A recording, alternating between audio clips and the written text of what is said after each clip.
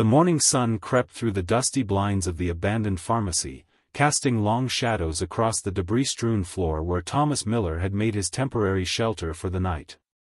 6 months had passed since the outbreak began, since the day when the mysterious pathogen first appeared in the water supply of major cities, transforming ordinary citizens into hollow versions of themselves within hours. Thomas adjusted the makeshift bandage on his forearm, wincing at the memory of his narrow escape from a pack of the forgotten ones yesterday. They weren't mindless creatures from horror films, they were calculated, eerily silent predators who retained fragments of their human intelligence while losing all sense of their former selves. The government had collapsed within weeks, communications had failed, and survivors now existed in isolated pockets across what remained of civilization. Thomas gathered his few belongings, a hunting knife, canteen, dog-eared map, and the journal where he documented everything he'd learned about the Forgotten, when a sound from the stockroom made his heart race. He wasn't alone. Pressing himself against the wall, Thomas held his breath as footsteps approached, too measured and deliberate to belong to the infected. "I know you're there," came a woman's voice, steady and clear. "I'm not infected. I saw your campfire from the highway." Thomas hesitated, his fingers tightening around his knife handle before he stepped into view to face a woman with auburn hair tied back in a practical ponytail, a hunting rifle held confidently at her side. "Jessica Reynolds," she offered without lowering her weapon. "I'm heading north to the sanctuary. Word is they've established a community there, protected by natural barriers." Thomas had heard the rumors too, whispers of a place where scientists were working on understanding the pathogen, where survivors had built something resembling the world they'd lost. What he hadn't told Jessica was that he had been tracking a specific group of the Forgotten for weeks, ones that seemed different, organized, communicating through more than just primal grunts. "We should move before dusk," Jessica continued, glancing toward the windows where the shadows were already beginning to lengthen. The Forgotten hunt in groups after dark. As they cautiously made their way through the small town's abandoned streets, Thomas explained his theory that some of the infected were evolving, developing a hive mind mentality that made them more dangerous than the government had initially believed. Jessica listened intently, occasionally scanning rooftops and alleyways with her rifle scope. "That matches what I saw in Portland," she admitted quietly. "A month ago, they surrounded a survivor camp, cutting off escape routes before attacking from multiple directions. It wasn't random, it was tactical."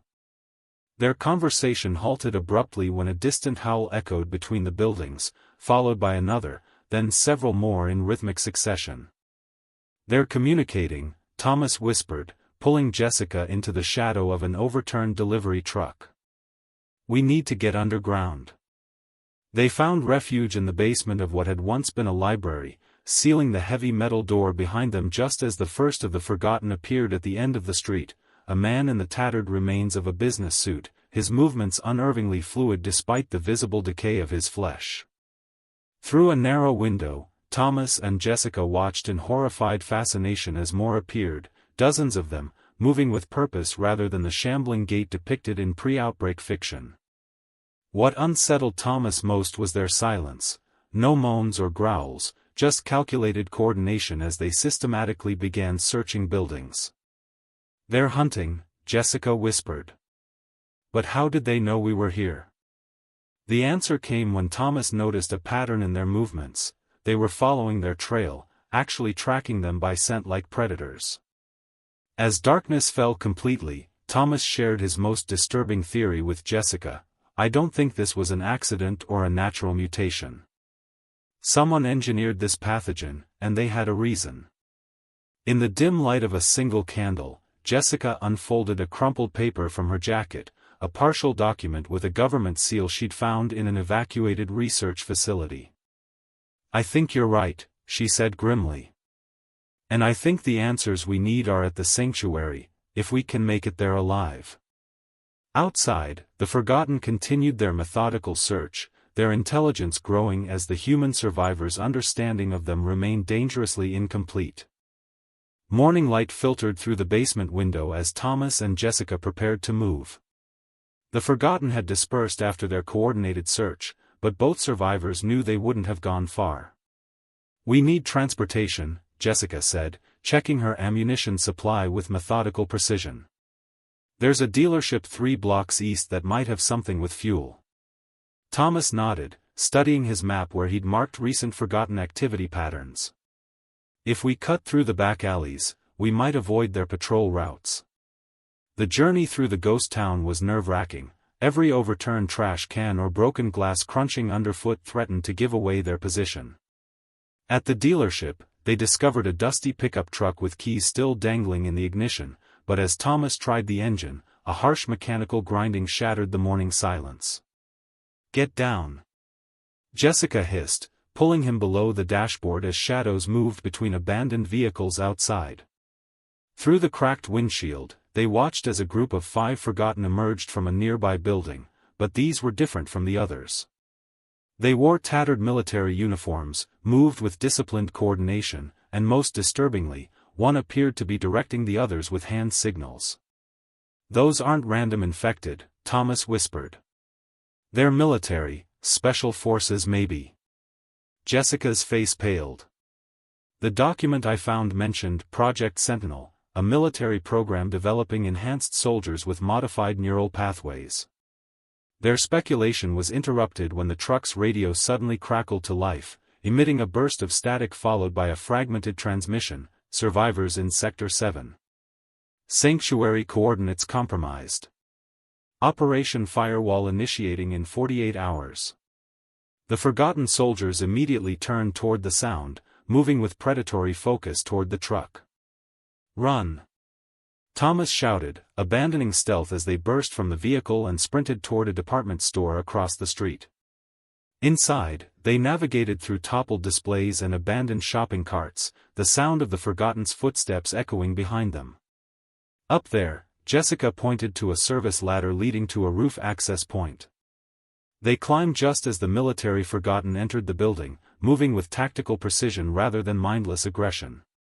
On the rooftop, they encountered an unexpected ally, a weathered man in his 60s with a salt-and-pepper beard who introduced himself as Dr. Maxwell Parker.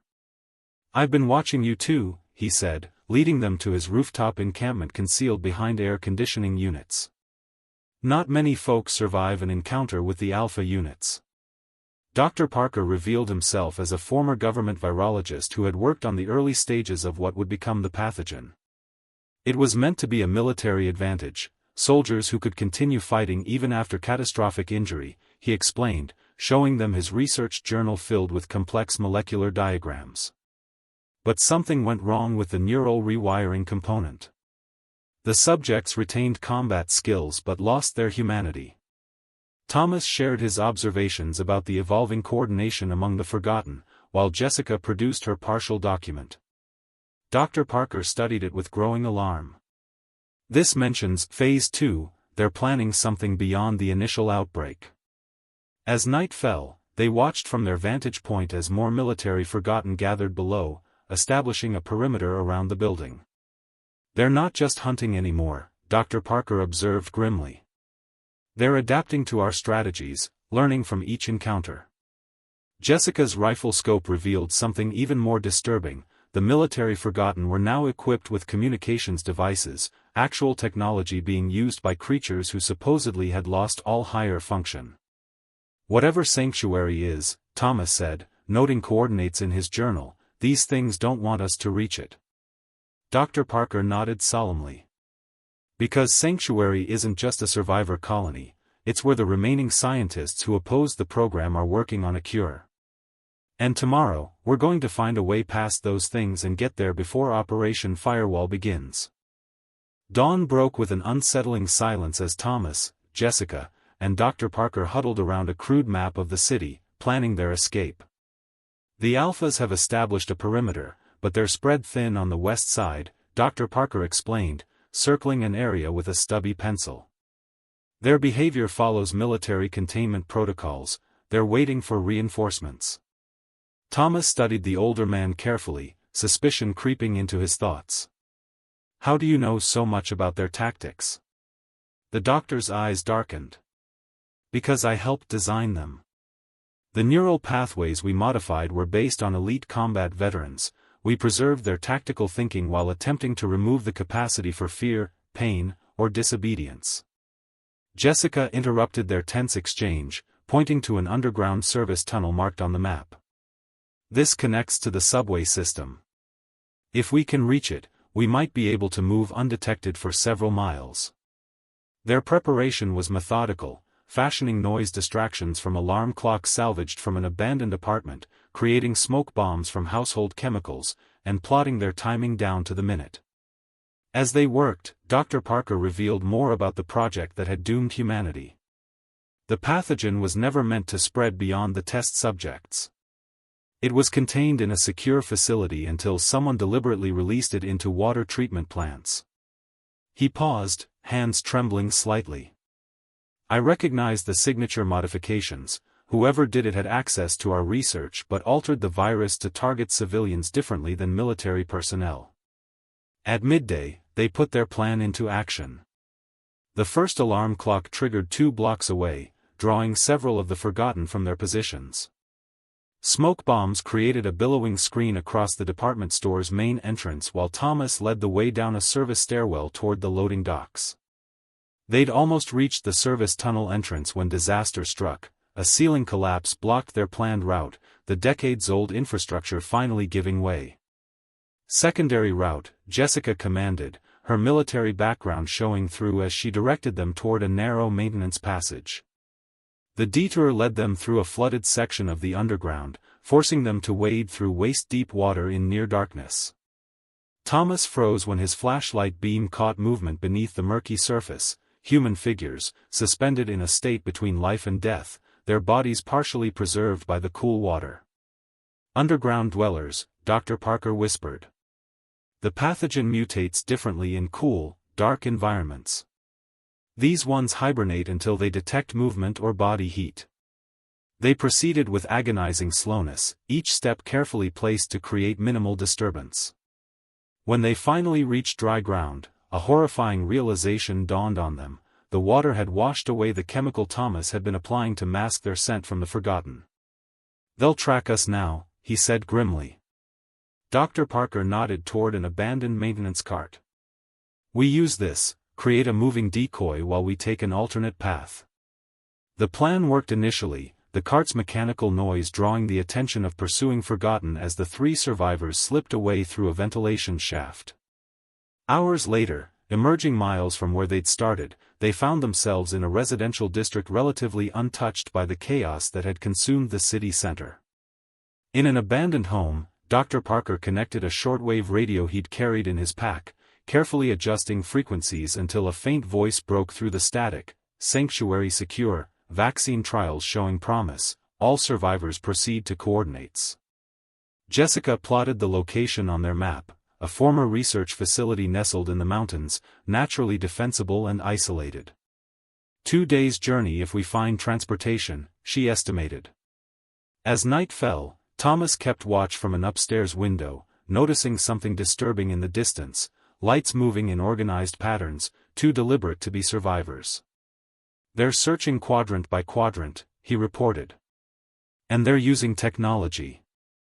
Dr. Parker's face fell as he studied a small device he'd extracted from his pack, a portable microscope connected to vials of blood samples. The samples I've been collecting from the different types of Forgotten show something alarming. The military strains aren't just coordinating, they're evolving faster than the civilian strains. The neural enhancements are adapting, creating something closer to a collective intelligence. Jessica looked up from cleaning her rifle. What exactly is Operation Firewall? The doctor's response chilled them both. It's a containment protocol. They're planning to incinerate entire regions to stop the spread. And according to that transmission we heard, they'll start with any area suspected of housing survivors working on a cure. A crash from downstairs cut their conversation short. They found us, Thomas whispered, reaching for his knife as heavy, methodical footsteps ascended toward their hiding place. The door splintered as Thomas backed toward the window, knife raised defensively. Jessica positioned herself behind an overturned bookcase, rifle aimed at the entrance, while Dr. Parker frantically gathered his research materials. The first forgotten to breach the room wasn't one of the military alphas they'd expected. It was a woman in civilian clothes, moving with unnerving precision but lacking the tactical gear of the units they'd observed earlier. More concerning was what she held, a functioning tablet displaying a digital map with their location marked. "They're tracking us electronically," Dr. Parker gasped, eyes widening in recognition. "Eleanor? Eleanor Wilson?"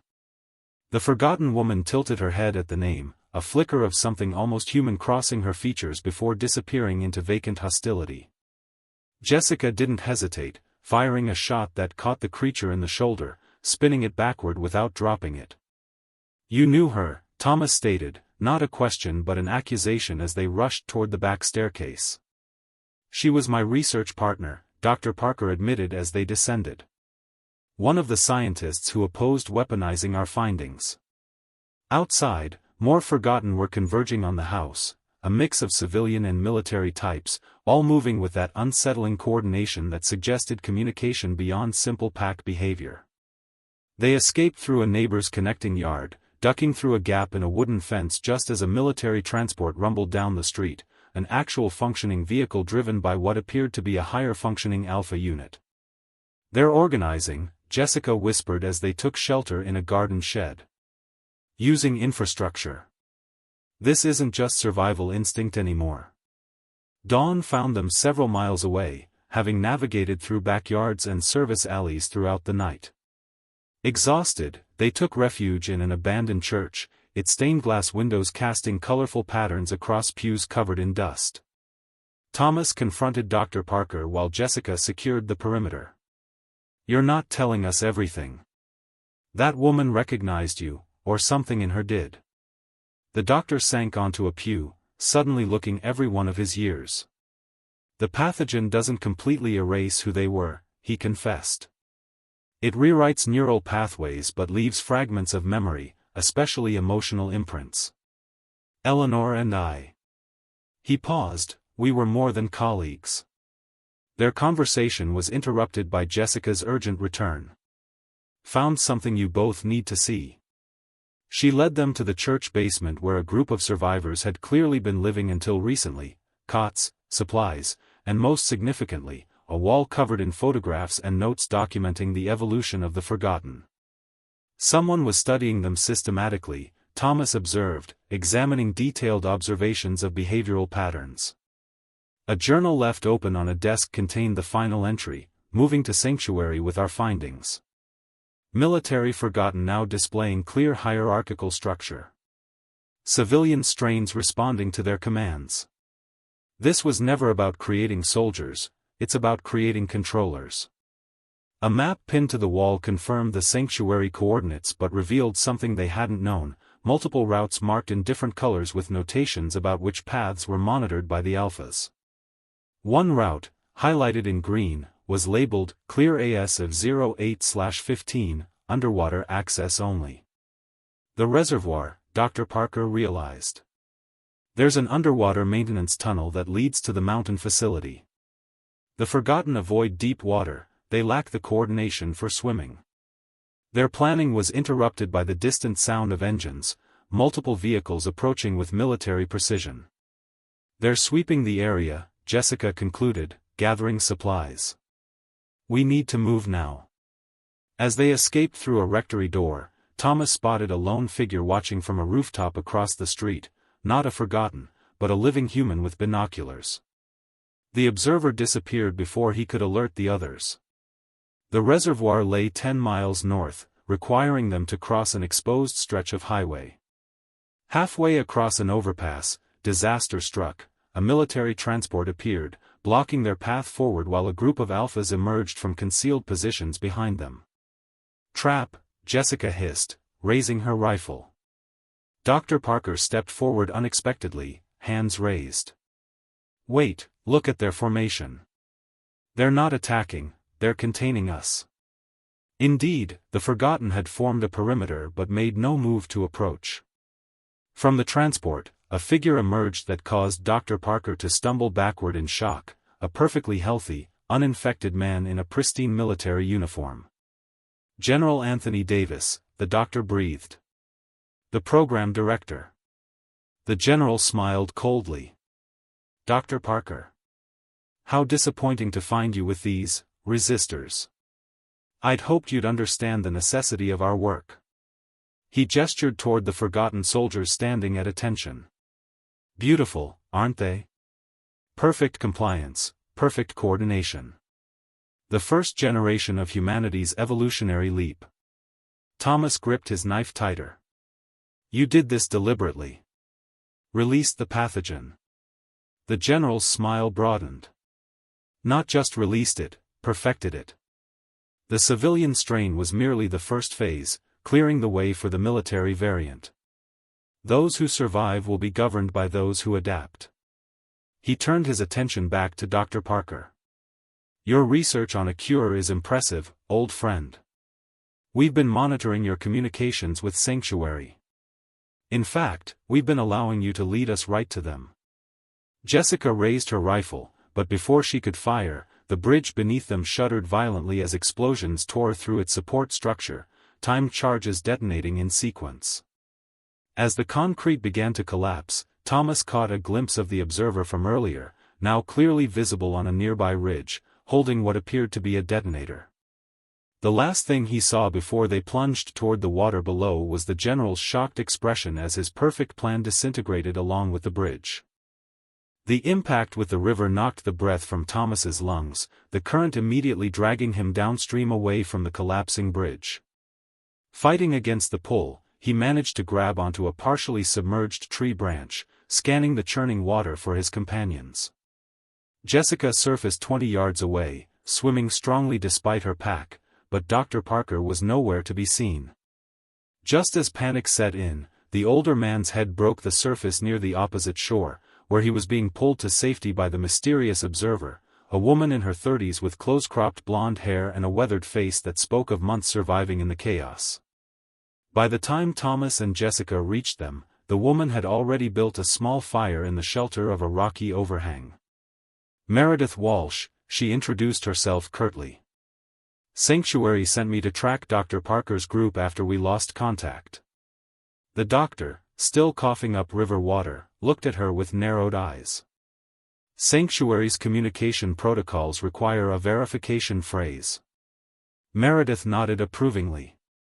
The forgotten truth lies beneath the surface. This seemed to satisfy the doctor, who relaxed slightly against the rocks. How did you know to blow the bridge?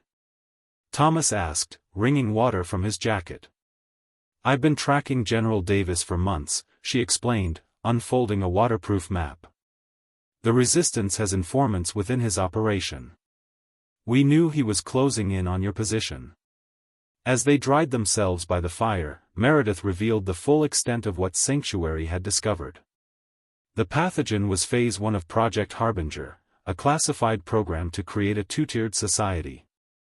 The military strain creates what they call shepherds, enhanced soldiers with a hive-mind connection to control the civilian-infected flock. Jessica examined the weapons Meredith had laid out, military-grade and far superior to what they'd been using. So the civilian outbreak wasn't a mistake. Meredith shook her head. It was deliberate population control. Davis and a coalition of military and corporate leaders designed it to eliminate resistance while preserving infrastructure. The Forgotten don't destroy buildings or resources, they eliminate human opposition while maintaining the systems the elite need. Dr. Parker's hands trembled as he retrieved a small case from his waterproof pack. Then my work was based on a lie from the beginning. They never wanted soldiers who could survive injuries, they wanted controllers for a docile population. That's why Sanctuary is so important, Meredith continued. The scientists there have discovered something critical: the military strain has a weakness. The neural networks that allow the hive-mind communication can be disrupted. She turned to Dr. Parker. Your research on Eleanor's blood samples showed antibodies we haven't been able to replicate. That's why Davis wants you, dead or alive. At dawn, they began the arduous journey toward the reservoir's maintenance facility, moving through increasingly difficult terrain as they approached the mountains. The forest grew denser, providing cover but making travel slower as they navigated fallen trees and rocky outcroppings. Midday, they encountered their first evidence that they weren't alone, a series of markers carved into trees, complex symbols that Meredith identified as Sanctuary's trail code. "We have scouts throughout this region," she explained. "This indicates a safe house 3 kilometers northeast." The bunker was concealed beneath an ordinary-looking cabin, its entrance hidden beneath a false floor. Inside, they found supplies, communications equipment, and most importantly, recent intelligence about the Forgotten's movements. Thomas pored over the maps while Jessica inspected the weapons cache. "Davis is mobilizing his forces toward the eastern approach to Sanctuary," Meredith noted. "He doesn't know about the underwater access point." Dr. Parker, who had been uncharacteristically quiet, finally spoke. "Because I never documented it. That facility was originally designed for classified research. The underwater entrance was compartmentalized information." The doctor's revelation triggered something in Thomas's memory. The journal entry at the church mentioned controllers. "You said the pathogen rewrites neural pathways but leaves emotional imprints." He turned to Dr. Parker. "If Eleanor recognized you, could that connection be used somehow?" The doctor's eyes widened. "Theoretically, yes. The emotional centers of the brain are among the most primitive and resistant to the pathogen's effects. If we could trigger those responses in the alphas, we could disrupt the command structure," Jessica finished. "Create confusion in their ranks." Their planning was interrupted by a sudden burst of static from the communication equipment, followed by a clear transmission: "Perimeter breach at Sanctuary. All field units respond. Operation Firewall accelerated to 1800 hours today." Meredith checked her watch, face paling. "That's less than 6 hours from now. We need to move." As they prepared to leave, Dr. Parker pulled Thomas aside. "There's something else you should know," he said quietly. "The blood work I've been doing, I've tested all of us. Jessica shows signs of natural immunity. Her blood contains antibodies similar to what we need for the cure." Before Thomas could process this information, the bunker's alarm system triggered. Motion sensors on the perimeter had detected movement. On the security monitors, they watched as a group of civilian Forgotten emerged from the trees, moving with unusual purpose. Leading them was Eleanor, still clutching the tablet, her movements more coordinated than before. Most disturbing was her expression, a flicker of desperate awareness trapped behind empty eyes as she led the group directly toward the hidden entrance. "Lockdown protocol," Meredith commanded, slamming her palm against a red button that sent metal shutters crashing down over the bunker's windows. "We have 3 minutes before they find the entrance." Thomas grabbed essential supplies while Jessica collected ammunition, Dr. Parker hurriedly packing his research and blood samples. "There's another exit," Meredith explained, pulling aside a bookshelf to reveal a narrow tunnel. "Maintenance shaft leads to the reservoir pipeline." As they entered the cramped passage, the sound of splintering wood echoed from above. The Forgotten had breached the cabin. Thomas took point, flashlight illuminating the claustrophobic concrete tunnel stretching ahead. "Eleanor recognized you before," he said to Dr. Parker as they moved. "Could you use that connection to slow them down? Buy us time?" The doctor's pace faltered. "I've been considering that since the bridge. The emotional imprints might be strong enough to create momentary confusion in her neural pathways." Jessica, bringing up the rear, checked over her shoulder for pursuit. "We need every advantage. They're tracking us too efficiently." Their discussion halted as the tunnel opened into a massive underground chamber, the reservoir's main filtration system, abandoned but still structurally intact. Catwalks crisscrossed above deep pools of dark water, the facility's emergency lights casting an eerie blue glow throughout. "The access tunnel to Sanctuary is underwater," Meredith indicated a submerged doorway visible beneath the surface of the nearest pool. 300 yards of completely submerged passage. Dr. Parker examined the water dubiously. I'm not sure I can, a metallic clang interrupted him as the maintenance tunnel's door burst open behind them. Eleanor emerged first, followed by a mix of civilian and military forgotten. Unlike the mindless aggression they'd witnessed before, these moved with tactical precision, spreading out to block potential escape routes. "They're hurting us," Jessica observed, raising her rifle. Meredith grabbed her arm. "Save the ammunition. We need another approach."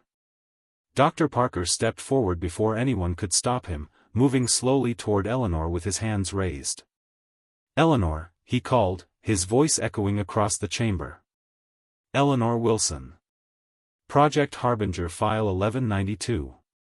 You remember that file, don't you? Our first successful trial." The forgotten woman paused, head tilting in that unsettling manner they'd witnessed before. Behind her, the other infected hesitated, their movements becoming less coordinated as their leader's focus shifted. "It's working," Thomas whispered. "The alphas control the others, disrupt the alpha, disrupt the group." Dr. Parker continued advancing toward Eleanor, speaking in a calm, measured tone. "You opposed weaponizing the research. You said it violated everything we stood for as scientists. You were right, Eleanor." The tablet in Eleanor's hand dropped to the floor as she took a halting step forward, something unmistakably human flickering across her features. Taking advantage of the distraction, Meredith led Thomas and Jessica along a side catwalk toward the submerged access point. "We need to get the doctor's research to Sanctuary," she insisted when Thomas hesitated. "That's the priority."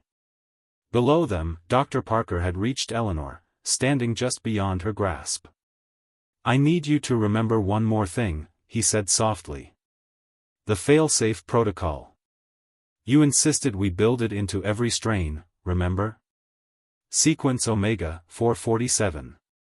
Eleanor convulsed suddenly, a shudder running through her body that transferred visibly to the other forgotten surrounding her. They stumbled, movements becoming temporarily uncoordinated, some collapsing to their knees. "Now!" Dr. Parker shouted, sprinting toward the catwalk where the others waited. They raced toward the access point, the doctor explaining between gasping breaths, temporary neural reset, built into the pathogen's code as a safety measure. Lasts about 3 minutes. Meredith pulled oxygen tanks from a storage locker near the submerged doorway. "These are old but should contain enough air for the passage." As they prepared the equipment, Jessica suddenly doubled over in pain, a violent cough racking her body. When she straightened, blood speckled her palm. "How long have you known?" Thomas asked quietly, realization dawning. "About a week," she admitted. "The immunity comes with a price. My body is fighting the pathogen, but the battle is destroying tissue in the process." Dr. Parker checked his watch. "Operation Firewall begins in less than 2 hours. We need to move now." Behind them, the forgotten were recovering, Eleanor once again at the forefront, her movements more deliberate than before. Thomas noticed something alarming. She was operating the fallen tablet again, her fingers moving with purpose across its screen. "They're adapting to the reset faster," he warned. Meredith finished distributing the oxygen equipment. "Jessica goes first with the research samples. I'll guide Dr. Parker. Thomas brings up the rear." The water was numbingly cold as they descended into the dark pool, the submerged tunnel entrance barely visible in their flashlight beams. Jessica's face was alarmingly pale behind her breathing mask, but her eyes remained determined as she led the way into the flooded passage. They'd progressed nearly halfway when disaster struck. Jessica's oxygen tank sputtered and failed, bubbles streaming from a corroded valve. Thomas immediately shared his regulator with her, the two breathing alternately from his diminishing air supply as they pushed forward. Behind them, Dr. Parker and Meredith maintained a steady pace until a thunderous boom shook the tunnel, concrete dust floating down through the water. "They've breached the facility," Meredith's voice was muffled through her regulator. "Davis must have authorized explosives."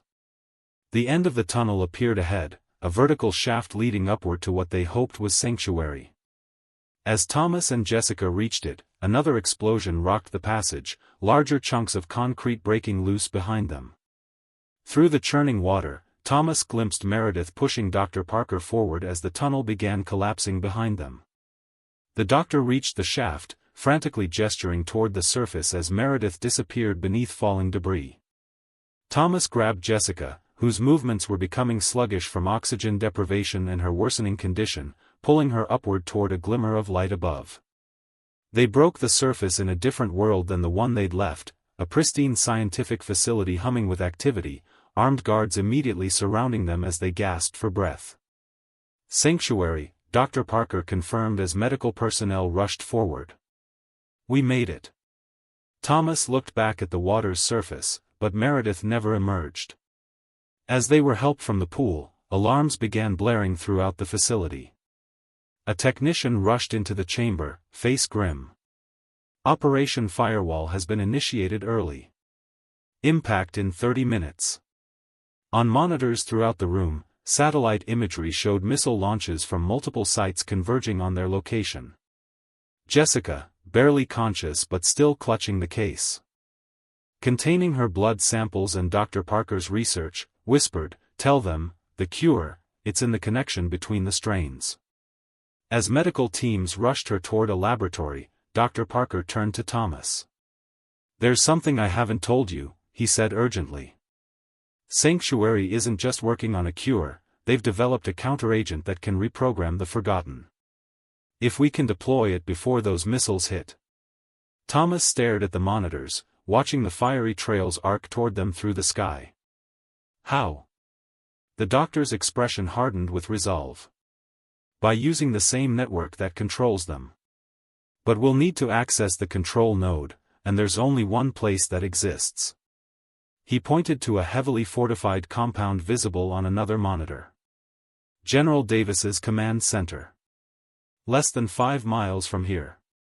"We don't have time for a tactical approach," Thomas insisted as Sanctuary's military commander, Major Rachel Foster, outlined their limited options.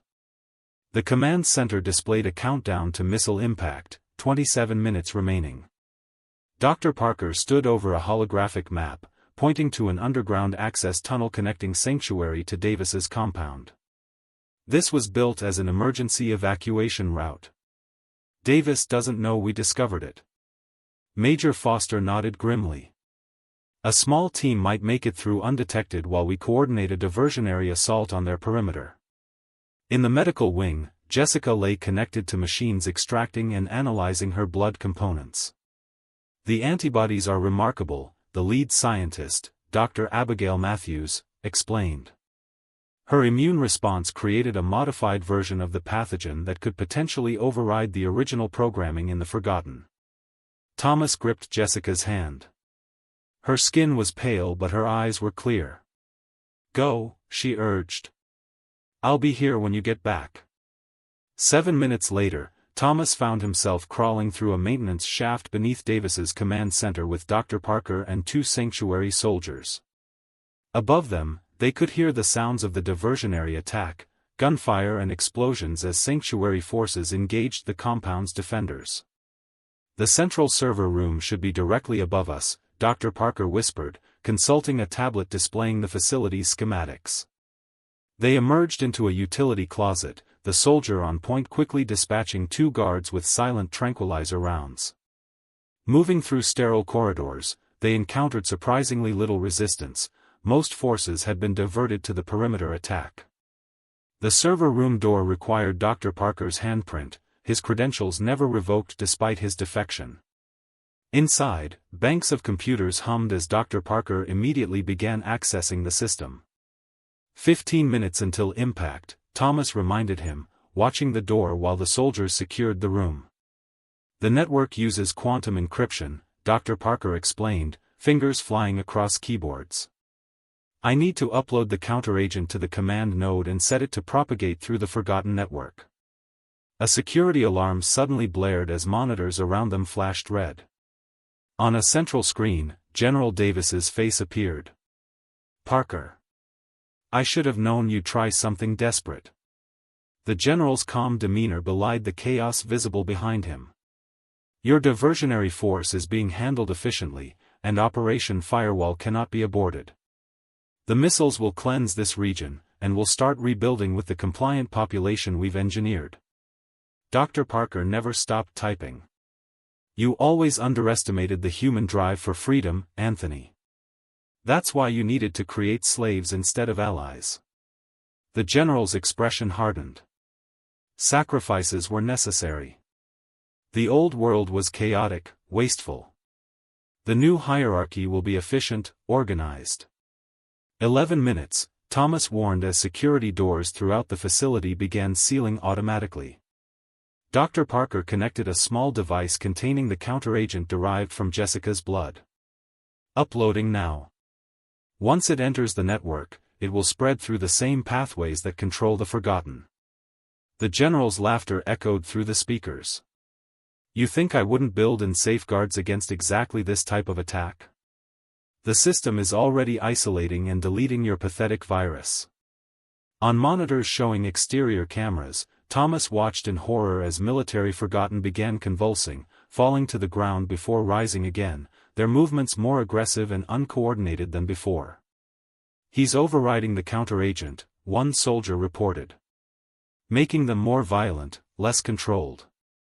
Dr. Parker's expression shifted from desperation to resolve. There's one more option. He turned to Thomas. Remember what I told you about emotional imprints being resistant to the pathogen?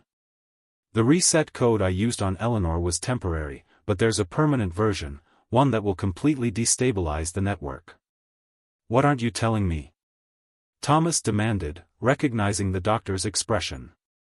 The reset requires a human consciousness to carry it, someone whose neural patterns can be used as a template to override the hive mind. Before Thomas could respond, the doctor had connected a neural interface to his own temple. It needs to be me. My neural patterns are already recognized by the system from my work on the original project. 8 minutes to impact, the automated system announced as Dr. Parker began the upload process. On external monitors, they watched Sanctuary's defenders being overwhelmed by increasingly frenzied Forgotten. General Davis appeared in the doorway, flanked by Alpha units, his expression triumphant. Too late, old friend. The missiles are locked on target, and your counteragent has failed. Dr. Parker looked up calmly. I'm not deploying the counteragent anymore, Anthony. I'm deploying myself. He pressed a final key as the neural interface glowed bright blue. On every screen, data streams converged as Dr. Parker's consciousness entered the network. The effect was immediate and visible. Outside, the Forgotten froze simultaneously, then began moving with entirely new patterns, turning on the military units that had been controlling them. General Davis watched in horror as his perfect system collapsed into chaos. What have you done? Dr. Parker's voice emerged from every speaker, no longer entirely human. Given them back their humanity. The emotional centers I've activated will allow individual consciousness to reassert itself. The general lunged for a control panel, but Thomas intercepted him, the two men struggling as the countdown continued. 3 minutes to impact. Throughout the compound, Forgotten civilians began displaying signs of awareness, confusion replacing the vacant hostility that had defined them. The military alphas, more deeply programmed, fought against the change, many collapsing as conflicting commands overwhelmed their neural networks. Thomas subdued the general as the Sanctuary soldiers secured the room. We need to abort the missiles. The general laughed brokenly. Impossible. The launch systems are independent and hardened against interference. Dr. Parker's digitized voice spoke again. Not against this kind of interference. On tracking screens, the incoming missiles suddenly veered off course, their guidance systems compromised by the same network that now carried Dr. Parker's consciousness. They detonated harmlessly over uninhabited mountain ranges as the countdown reached 0. In the aftermath, Thomas and the Sanctuary forces secured the compound while medical teams began administering refined versions of the treatment developed from Jessica's blood. The civilian Forgotten responded immediately, many regaining partial awareness and speech within hours. The military units proved more resistant, their enhanced programming fighting against the cure. 1 week later, Thomas stood with Jessica on Sanctuary's observation deck, watching as helicopters delivered more recovering forgotten for treatment. "Dr. Matthews says your condition is stabilizing," he told her, noticing with relief the improved color in her cheeks. "The same antibodies that helped create the cure are finally winning your internal battle." Jessica nodded, looking out at the changed landscape. "And Dr. Parker?" Thomas followed her gaze to the communications array where technicians monitored the network that still carried echoes of the doctor's consciousness. "Parts of him remain in the system. The technicians can sometimes communicate with fragments of his personality.